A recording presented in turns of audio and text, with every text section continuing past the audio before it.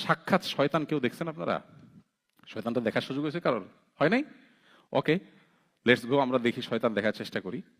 সাক্ষাৎ শয়তান দেখতে হলে আপনি একজন নারী, আপনার যদি কোনো পুরুষ বলে, আপা আপনার মতো রাজকন্যা, এই লোকটা আপনার কদর করতে পারলো না, সো স্যাড, তাহলে আপনি তখন আলহামদুলিল্লাহ বলে শয়তান দেখার নিয়ত করে তাকে একবার দেখে নেবেন, যে আমার দাম্পত্য সম্পর্কে ধ্বংস করার জন্য যে আমাকে একটা ফুসলানি দিল, এগুলো সাক্ষাৎ ইবলিস, মানুষ রূপী ইবলিস, শয়তান।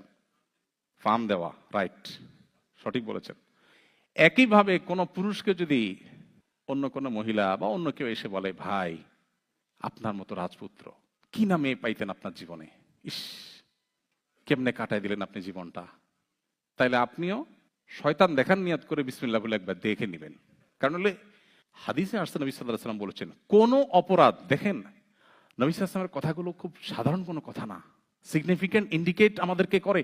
নবী সাল্লাল্লাহু আলাইহি ওয়াসাল্লাম বলেছেন, কোন অপরাধে ইবলিস এত খুশি হয় না যত খুশি হয় কোন স্বামীর সাথে তার স্ত্রীর যখন বিচ্ছেদ হয়ে যায়। এতে সহিহ মুসলিমের হাদিস আপনারা শুনেছেন নিশ্চয়ই, ইবলিস তার সিংহাসন পানির উপরে স্থাপন করে এবং একজন শয়তান অপরাধ করে এসে বলে, আমি আজকে অমুকরে দিয়ে খুন করাইছি। শয়তান বলে ওয়েল, তবে খুব বেশি অ্যাপ্রিসিয়েট করে না। আরেকজন এসে বলে, আমি একজনকে জীবনে মদ খাই না, আজকে তারে আমি মদ খাওয়াইছি। আরেকজন এসে বলে, আমি আরেকটা দিয়ে আরেকটা কাজ করাইছি, গীবত করাইছি, কারো হক মেরে খাওয়াইছি, ইত্যাদি ইত্যাদি। একজন এসে যখন বলে, আমি একটা দাম্পত্য সম্পর্ককে ভেঙে দিয়েছি আজ, শয়তান তখন বলে, তুমি সবচেয়ে বড় কাজ করেছো। আজকের পৃথিবীতে যদি আপনি একটু চোখটা মেলে তাকান, একটু যদি আপনি নড়ে চড়ে বসেন, একটু ডিপে গভীরে যদি তাকান, আপনি দেখবেন ফ্যামিলি ব্যবস্থাপনাকে ভেঙে ফেলার জন্য হাজারটা উদ্যোগ আজকের পৃথিবীতে নেওয়া হচ্ছে নানা নামে, যেটা আমরা টেরও পাচ্ছি না, জাস্ট পরিবার ব্যবস্থাপনাকে ভেঙে ফেলার জন্য। ওয়াই? শয়তান সবচেয়ে বেশি খুশি হয় এবং শয়তানের এই চক্রান্ত সবচেয়ে বেশি প্রতিষ্ঠিত হবে পৃথিবীতে যদি পরিবার ব্যবস্থাপনা ভেঙে পড়ে।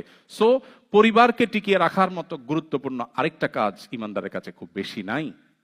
এজন্য আমি বিনয়ের সাথে বলতে চাই যে এই সমস্ত পরিস্থিতিতে আমাদেরকে ধৈর্য ধারণ করতে হবে এবং পরিবারকে টিকিয়ে রাখতে হবে যে কোনো মূল্যে।